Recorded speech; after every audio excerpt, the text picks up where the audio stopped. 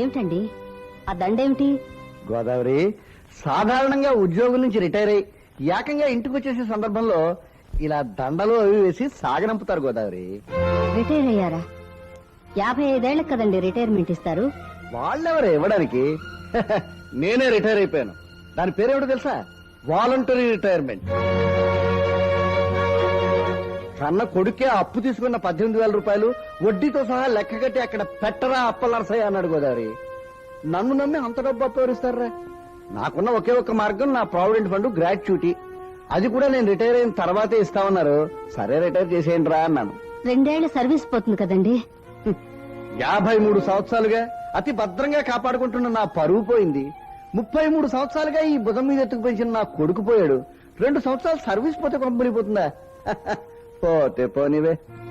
రాఘవా, ఏ పని లేకుండా తీరిగ్గా ఇంట్లో కూర్చోలేనురా. ఉదయం 7 గంటల నుంచి మధ్యాహ్నం 1 గంట దాకా మార్వాడి కొట్లో లెక్కలు రాసే ఉద్యోగం దొరికింది. నెలకి జీతం 200 రూపాయలు ఇస్తారు. మధ్యాహ్నం 2 గంటల నుంచి 5 గంటల దాకా నా స్టీల్ ప్లాంట్ ఆఫీస్ లో నా ప్రావిడెంట్ ఫండ్ గ్రాట్యుటీ పేపర్లు మూవ్ చేయించాలి కదా. పైగా గవర్నమెంట్ సమాచారం, డబ్బు చేతికి కొంచెం టైం పడుతుంది. ఇంతకీ మన టైం బాగుండాలి కదా.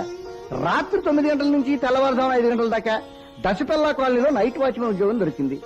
మరి సాయంకాలం 5 గంటల నుంచి రాత్రి 9 గంటల దాకా ఏదైనా ఉద్యోగం దొరుకుతుందిరా? నాన్న, అప్పు తీర్చే బాధ్యత నాకు అప్పు చెప్పండి. నేను సంపాదించి సెటిల్ చేస్తాను. చాలా థ్యాంక్స్ నాయనా. కానీ కన్న కొడుకుని నమ్మకూడదన్న గొప్ప గుణపాఠాన్ని మీ అన్నగారు నాకు నేర్పించారు. నా తంటలేవు, నేను పడతలేరా? నాన్న, ఈ వయసులో మీరు ఇంత కష్టపడితే చచ్చిపోతాన్నా. మంచిదే కదరా, ఎల్ఐసి డబ్బు చేతికి వస్తుంది, అప్పు తీరిపోతుందిరా.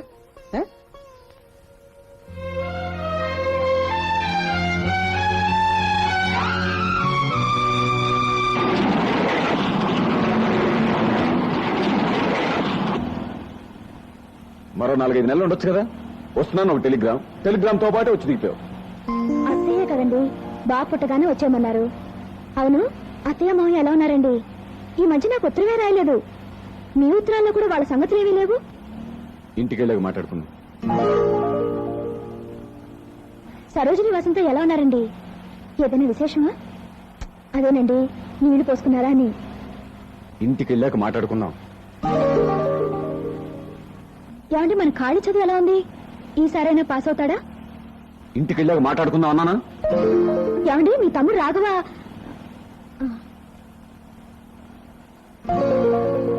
డ్రైవర్ గారు, మన ఊర్లో వర్షం బాగా పడుతోందా? ఏమిటి, తల్లి పడుతోందా? సరే అటు.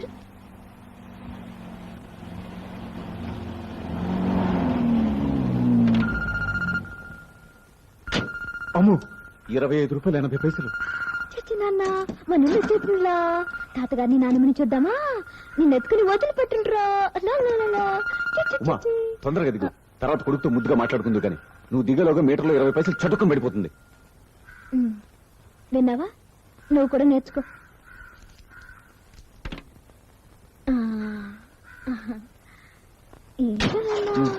ఎలాగండి వచ్చేది? ఈ ఇంటి వంశాంకురాన్ని ఎత్తుకుని మొదటిసారిగా వస్తున్నాను. అత్తయ్యతో చెప్పండి, హారతి ఇచ్చి లోపలికి తీసుకెళ్తారు. హారతి లేదు, గడ్డి గుడ్డు లేదు. అత్తామామల సంబంధం తెగిపోయింది. ఇల్లు వేర్పాటైంది. మధ్యలో గీత కూడా గీశారు చూడు. గీతకి ఇటువైపారా, అటువైపు అడుగు వేసావో కాళ్ళు నరికేస్తాను.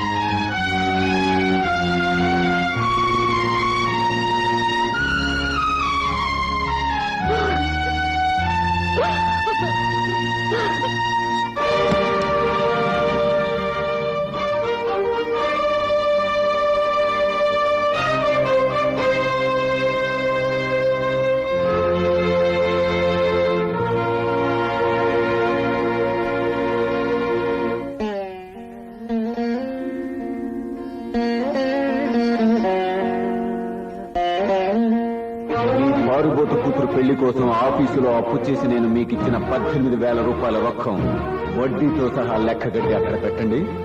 మరుక్షణం నేను మీ ఇల్లు విడిచి వెళ్లిపోతాను. తల కడిగేసుకున్నాను. అన్నం వడ్డించాను.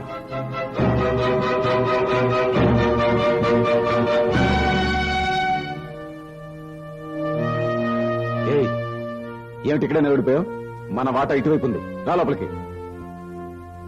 లోపలికి రా, రమ్మంటుంటే.